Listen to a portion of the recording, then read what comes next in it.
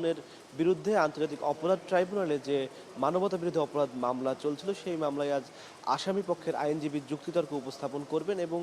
এর আগে মূলত গত বুধবার এই মামলায় প্রসিকিউশনের পক্ষ থেকে যুক্তিতর্ক উপস্থাপন শেষ হয়েছে এবং প্রসিকিউশনের পক্ষ থেকে যুক্তিতর্ক উপস্থাপন করেছিলেন চিফ প্রসিকিউটর মোহাম্মদ তাজুল ইসলাম। আজ এই মামলায়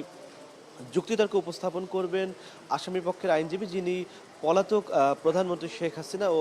পলাতক স্বরাষ্ট্রমন্ত্রী আসাদুজ্জামান খান কামালের পক্ষে তিনি যুক্তিতর্ক উপস্থাপন করবেন। তিনি রাষ্ট্রনিযুক্ত আইনজীবী হিসেবে মূলত তাদের পক্ষে এই মামলাটি পরিচালনা করছেন। এছাড়া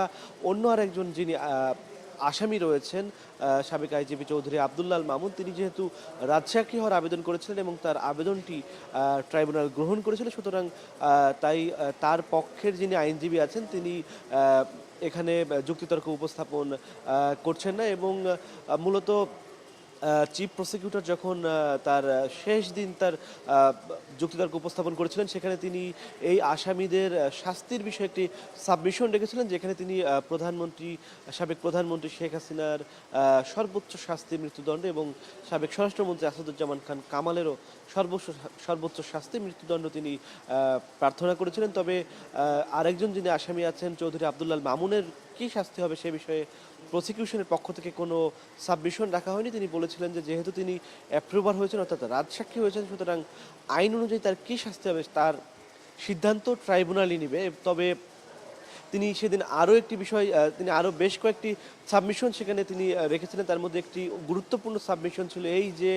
জুলাই আগস্ট আন্দোলনে যারা নিহত এবং আহত তাদের যাতে পুনর্বাসন করা হয় এবং ক্ষতিপূরণ দেওয়া হয়, এবং সেটি আন্তর্জাতিক অপরাধ ট্রাইব্যুনালের আইনেই উল্লেখ রয়েছে। যারা মানবতা বিরোধী অপরাধের কারণে যারা ভুক্তভোগী আছেন তাদের ক্ষতিপূরণের ব্যবস্থাও ট্রাইব্যুনালকে করতে হবে, এমন একটি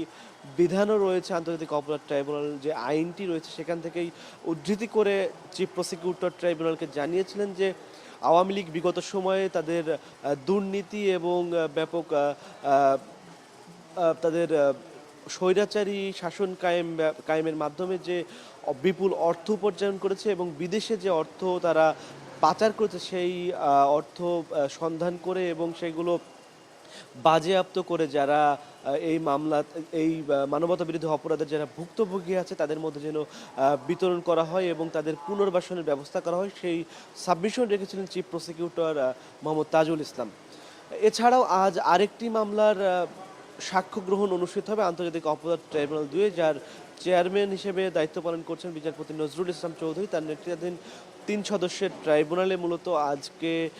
আশুলিয়াতে যে 6 লাশ পুড়িয়ে দেওয়া হয়েছিল সেই লাশের মামলার সেই 6 লাশ পোড়ানোর সাক্ষ্য গ্রহণ হবে আজকে, এবং ইতোমধ্যে এই মামলা 18 জন সাক্ষী এই মামলাতে সাক্ষ্য দিয়েছেন এবং আজকে আমরা যতটুকু জেনেছি যে 2 জন সাক্ষী এই মামলায় সাক্ষ্য দিবেন এবং এই মামলাটি এখনও মূলত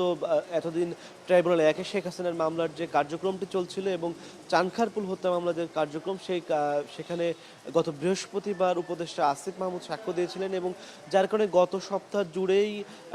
প্রসিকিউশনের ফোকাস অনেকটা ট্রাইব্যুনাল 1-এর দিকে ছিল, যার কারণে ট্রাইব্যুনাল 2-এ যে দুটি মামলা চলছে তার মধ্যে উল্লেখযোগ্য আশুলিয়ার 6 লাশ পুরানো মামলা এবং রংপুরে আবু সাইদ হত্যা মামলার যে সাক্ষ্য গ্রহণ কার্যক্রম চলছে সেটি একটু ধীর গতিতে চলছিল। এবং তবে প্রসিকিউশন বলছে যে ট্রাইব্যুনাল 1-এর যে মামলাটি অর্থাৎ শেখ হাসিনার মামলা সেটি কিছুদিনের মধ্যেই রায়ের দিকে গড়াতে পারে, অর্থাৎ যদি আজ আসামি পক্ষের যিনি আইনজীবী আছেন তিনি আজকে যুক্তিতর্ক শুরু করবেন এবং আমরা যতটুকু জানতে পারছি এই পুরো সপ্তাহ জুড়েই তার যুক্তিতর্ক চলবে এবং এর পরে যুক্তি খণ্ডন করার জন্য সময় দেওয়া হবে প্রসিকিউশন পক্ষ।